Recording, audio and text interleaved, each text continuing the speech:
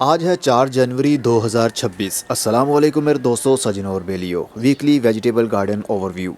आप हर हफ्ते का ओवरव्यू देख रहे हैं। एक वो भी टाइम था हमने बीज लगाए थे, छोटे छोटे पौधे थे, फिर जैसे जैसे वो बड़े हुए आपने हर 7 दिन के बाद उनकी अपडेट ली। कुछ सब्जियां हमने हार्वेस्ट कर ली, जैसे लाल मूली जो कि अभी भी लगी हुई है। इसको मैंने छोड़ दिया था क्योंकि इनमें काफ़ी छोटी छोटी मूलियाँ थीं, लेकिन अब ये मूलियाँ भी बड़ी हो गई हैं, लेकिन मैं इनको उतार नहीं रहा। अब इनके अंदर से एक लंबी सी स्टिक निकलेगी, फिर उसके ऊपर बीज लग जाएंगे, फिर हम इसके बीज हार्वेस्ट करेंगे। हमने कोलराबी भी हार्वेस्ट कर ली है जो कि चाइनीज़ वेजिटेबल है, और उसका टेस्ट मैंने करके देखा। यकीन मानिए, मैंने समझा था शायद वो कसैली होगी, उसका जायका मीठा नहीं होगा, लेकिन वो तो बहुत मीठी निकली और अंदर से बहुत सॉफ्ट निकली, पानी से जेल से भरी हुई। लेकिन चाइनीज़ वेजिटेबल्स ना हर कोई शौक़ से खाता नहीं है। जिसको मसालेदार चीज़ें खाने की आदत हो, उनको ये पत्ते खाने का मज़ा नहीं आता। क्या करें। हमारी ये पाक चोई भी रेडी हो गई। बीज से लगाया था, हर हफ्ते आपने देखा कैसे पौधे बड़े होते गए, और फिर हमने इसको हार्वेस्ट भी कर लिया। इसका भी टेस्ट हमारे घर वालों को पसंद नहीं आया। मतलब सलाद के तौर पर इसको इस्तेमाल किया जा सकता है। चाइनीज़ डिश यानी अगर सूप हम बनाते हैं, वेजिटेबल सूप बनाते हैं, उस सूप के अंदर भी इसका इस्तेमाल किया जाता है। लेकिन क्या करें, हमें ज़्यादा पसंद नहीं है ना, तो इसलिए पौधे ज़्यादातर अभी भी आपको दिख रहे हैं। यहाँ पर सिर्फ एक पौधा ही मैंने यहाँ से उखाड़ा था, तो अभी ये पौधे लगे हुए हैं। चलो वीडियो में खूबसूरती तो देते हैं।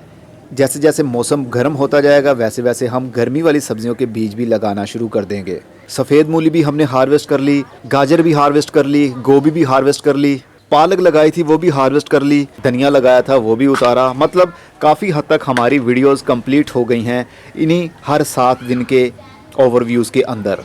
तो अब कुछ सब्जियां रह गई हैं, जैसे कि हमारा ब्रसल स्प्राउट रह गया है, काफ़ी अच्छी ग्रोथ है इसकी। और ये भी बता दूं, मैं गर्मी शुरू होने से पहले गर्मी वाले सब्ज़ी वाले पौधों के बीज लगा लूँगा।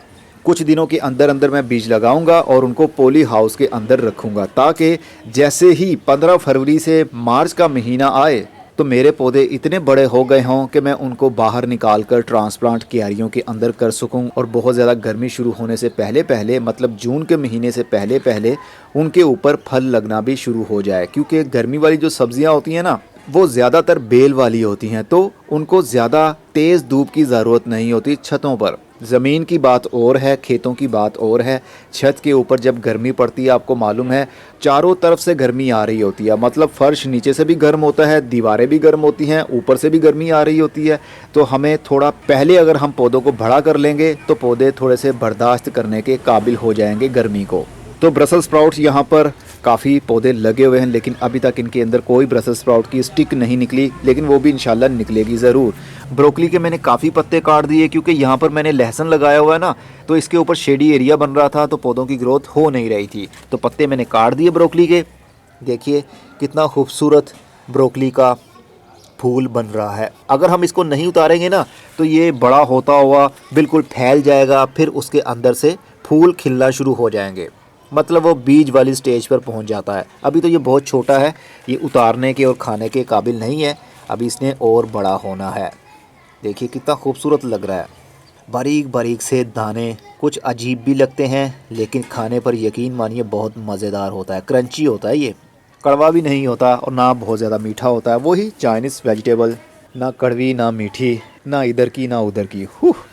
तो टमाटर के पौधे हमारे बिल्कुल स्टेबल हो गए हैं, जो कि पिछले महीने में काफ़ी स्ट्रेस में रहे थे। अब माशाल्लाह सभी पौधों की ग्रोथ अच्छी हो गई है। मैं ओवरव्यू के अंदर बार बार टमाटर के पौधों की हालत के ऊपर बात नहीं करूंगा, सारा कुछ ओवरऑल अच्छा चल रहा है, क्योंकि टमाटर के ऊपर हमारा कुछ ज़्यादा ही फोकस हो गया था, और वो फोकस मैंने ही दिलाया था आपको कि हमारे पौधों में किस चीज़ की कमी हो गई, पत्ते क्यों मुड़ना शुरू हो गए। तो उसका एंड रिज़ल्ट क्या मिला हमें, हमारे पौधों में नाइट्रोजन की कमी थी, मैंने नाइट्रोजन देना शुरू किया, तो हमारे पौधों की ग्रोथ बहुत अच्छी बढ़ना शुरू हो गई। That's it. इससे आपको भी सीखने को मिल गया, सिर्फ टमाटर के पौधे फंगस या वायरस या पेस्ट के अटैक की वजह से ही नहीं मुड़ते, बल्कि नाइट्रोजन और दूसरी खादों की कमी की वजह से भी मुड़ सकते हैं। तो हमारे पौधों में खाद की कमी थी, वो खाद की कमी हमने पूरी कर दी NPK देकर। अब जो काले रंग वाली मूली है ना, राउंड शेप वाली, वो अभी भी उसका सही डाया नहीं बना। इसकी आप देख सकते हैं रूट, यानी उसका फल फूल कर मिट्टी से बाहर नहीं निकला, तो इसका मतलब अभी ये रेडी नहीं हुई। आराम आराम से हो ही जाएगी, इतनी भी जल्दी क्या है। बंद गोभी, चाइनीज़ कैबेज, ये सारे पौधे वही लगे हुए हैं पूरी क्यारी की लाइन में। पाक चोए के साथ साथ में ही ये भी आने वाले टाइम में बड़े होंगे। सर्दी वाली सब्जियां असल में होती ही क्या हैं, ज़्यादातर चाइनीज़ वेजिटेबल्स होती हैं पत्तों वाली और मिट्टी के नीचे रहने वाली, जैसे कि चुकंदर हो गई, लाल मूली, सफ़ेद मूली, इस तरह की सब्जियां होती हैं, वो भी लगाई हुई हैं हमने। ये तकरीबन 3 से 3.5 महीने इसको लग जाते हैं या इससे भी ज़्यादा लग जाते हैं चुकंदर बनने में।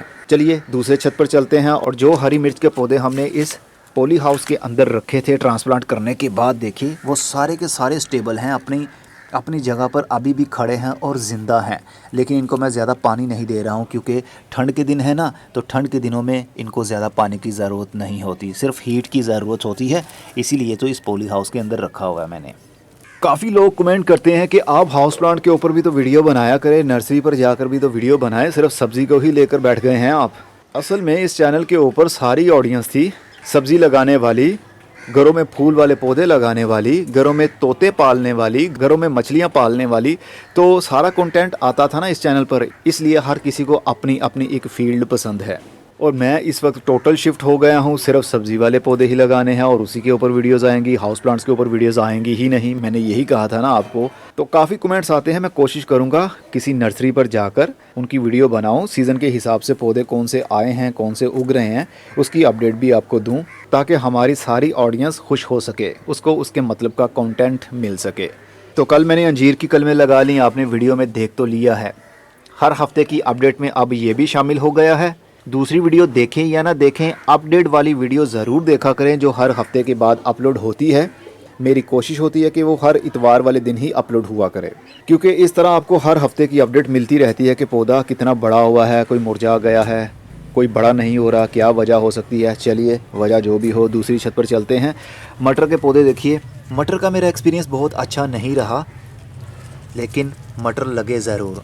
मैंने इसका निचोड़ पता क्या निकाला है इन पौधों का, यानी मटर के पौधों का। आपने साथ साथ में ही मटर के बहुत ज़्यादा पौधे लगाने हैं, यानी बीज साथ साथ में ही फेंक दे। एक ही गमले के अंदर 10-12 बीज होने चाहिए, क्योंकि मटर के पौधे की ज़्यादा रूट्स डेवलप नहीं होती, स्ट्रॉन्ग ज़्यादा नहीं होती, ना ये ज़्यादा जगह लेती है, ना ये ज़्यादा पानी लेती हैं। तो इसलिए मटर के बीज ज़्यादा डालें और एक ही गमले के अंदर काफ़ी सारे पौधे बन जाएं। तो जब पौधे 1-1 या 2-2 फुट बड़े होंगे तो उनके ऊपर अगर हर पौधे पर 2 से 3 या 4 मटर भी लगे होंगे, तो सारे पौधों से थोड़े थोड़े मटर उतारने पर आपके किचन की एक टाइम की हंडिया का सामान तो यहाँ से ही आपको मिल जाएगा। थोड़े पौधे लगाने का फ़ायदा नहीं है। और मटर के पौधे को बहुत कम पानी की ज़रूरत है। ये जब भी मरेगा, इसके पत्ते जब भी पीले होंगे, इसके पत्ते जब भी मुड़ेंगे, ये ज़्यादा पानी देने की वजह से ही मुड़ते हैं। ये मेरा एक्सपीरियंस हो चुका है। वो क्या है ना कि अगर आपका एक्सपीरियंस होगा ना, तो आप दूसरे लोगों को गाइड कर सकेंगे कि भाई ऐसा ना करो, ऐसा करो तो ऐसा होगा। तो मेरा काम भी वही है, एक्सपेरिमेंट करता हूँ, कुछ ना कुछ सीखता रहता हूँ फ्रॉम माई सेल्फ, क्योंकि बताने वाले तो बहुत कुछ गलत भी बता देते हैं।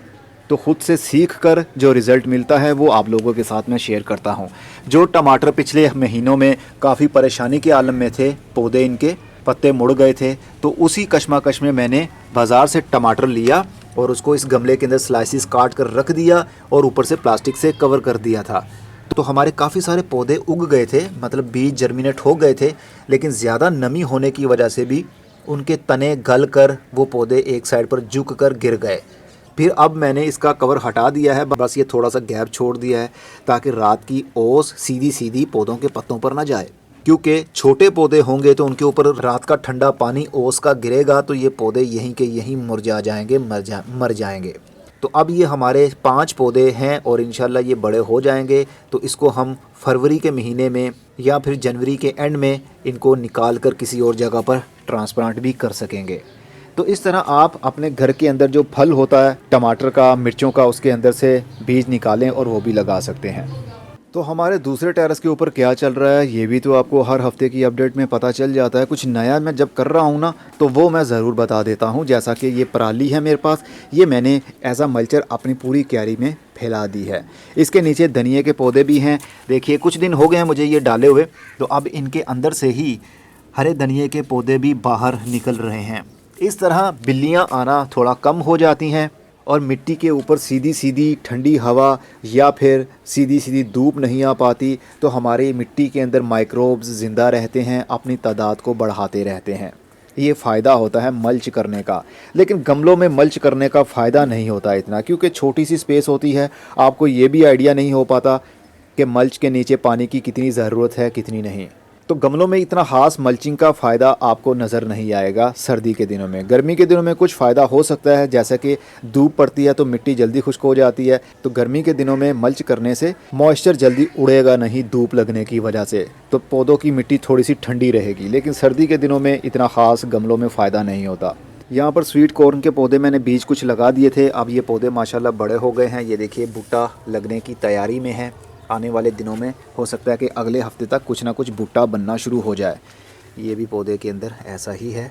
देखिए कितना खूबसूरत लग रहा है। ये ऐसे लग रहा है जैसे गंदम के दाने हों, लेकिन ये थोड़े चौड़े हो जाएंगे, फिर इसके अंदर से भुट्टा बनना शुरू हो जाएगा, जिसको सिट्टा कहते हैं। और नाग चंपा जो पौधा काफ़ी बड़ा हो गया था, इसकी मैंने हार्ड प्रूनिंग कर दी थी, और जो टहनियाँ बची उसको मैंने एज आ कलम ग्रो बैग्स के अंदर लगा दिया है। जब इनकी रूट्स निकलना शुरू हो जाएंगी, टहनियों में से पौधे बनना शुरू हो जाएंगे, फिर हम एक एक टहनी को अलग अलग गमले के अंदर जगह पर ट्रांसप्लांट कर देंगे।